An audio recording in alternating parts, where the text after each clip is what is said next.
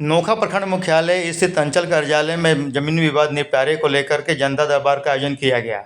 इस जमीन विवाद निपटारे को लेकर के जनता दरबार में सीओ मधुसूदन चौरसिया, नोखा थानाध्यक्ष दिनेश कुमार मलकार के अलावा धर्मपुरा थानाध्यक्ष राकेश कुमार और सुशीलता ओपी के अध्यक्ष विनोद कुमार सिंह के अलावा दरोगा विकास कुमार और अंचल कर्मियों की उपस्थिति में जमीन विवाद निपटारे को लेकर के दोनों पक्षों से आवेदन मांगी गई।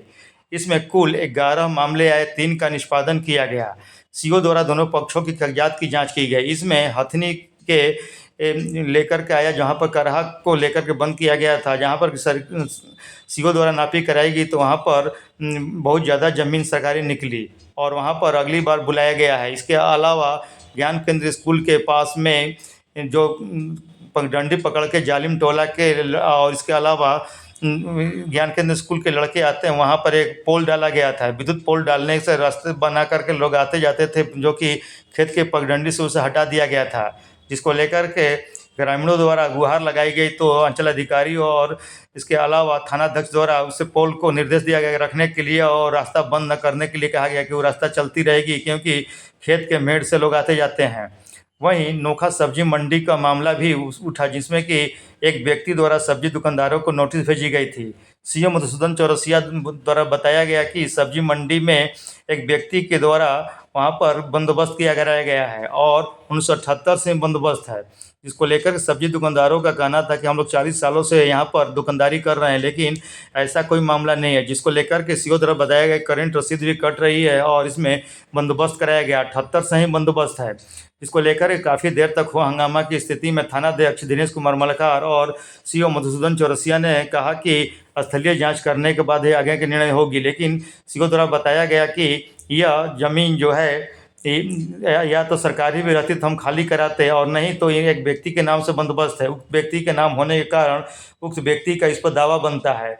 इस मौके पर मिसोलिया गांव में जो कि एक ज़मीन पर विद्युत पोल लगाई गई थी, विद्युत ट्रांसफार्मर लगाने के कारण 5 दिनों से वहां पर लग नहीं रही है, क्योंकि एक व्यक्ति द्वारा कहा जा रहा है कि यह मेरी ज़मीन है और वहां पर मेरी ज़मीन होने के कारण ट्रांसफार्मर न रहने के कारण 9 दिन मतलब 5 दिनों से वहां पर लोग अंधेरे में रहने के लिए मजबूर हैं और ग्रामीणों ने गुहार लगाई। यह जनता दरबार शनिवार को लगभग 4 बजे तक चलता रहा और इसमें कई मामले आए। नोखा प्रखंड के अलावा मजुराड़ के और बाद जोगा और कई जगहों के मामले आए और मामले को दोनों पक्षों से कागजात मांगे गए, कागजातों की जांच की गई। सीओ द्वारा कागजातों की जांच करने के बाद अंचलाधिकारी और थानाध्यक्ष द्वारा विधि व्यवस्था को लेकर के निर्देश दिए गए। इस मौके पर नोखा अंचल के तीनों थाना के कई लोग उपस्थित रहे और जनता दरबार के माध्यम से अपनी बातों को सीओ के समक्ष रखा। आज शनिवार को अंचल कार्यालय नोखा में पूरे अंचल क्षेत्र का सामूहिक रूप से एक जगह एकत्रित जो है जनता दरबार का आयोजन किया गया।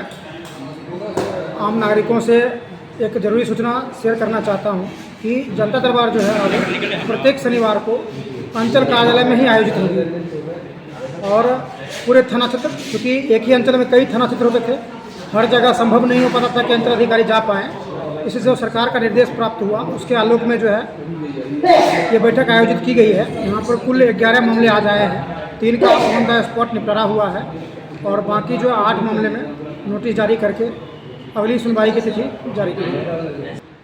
जो सब्जी मंडी का जो ज़मीन है ना, उसमें अभी कुछ लोग जो है सब्जी बेचने का काम करके अपना सरकारी ज़मीन पर लगा रहे थे और एक व्यक्ति को 1978 में उस पर बंदोबस्ती ज़मीन प्राप्त हुआ है।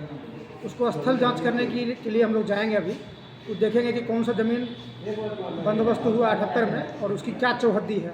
उस चौहद्दी को छोड़ करके बाकी ज़मीन, चूँकि वहाँ पर लगभग 3.5 एकड़ ज़मीन है, तो बाकी ज़मीन हमारा है कहाँ पे और उसमें से कितना उसको बंदोबस्त हुआ है चौहद्दी के अनुसार, उसको निकाल करके शेष ज़मीन जो है सरकार की है। तो उसको अगर सब्जी मंडी को अगर हमको शिफ्ट कराना है या फिर वेंडिंग जोन का, तो उसको हम लोग वैकल्पिक व्यवस्था देखेंगे, पहले तब करेंगे।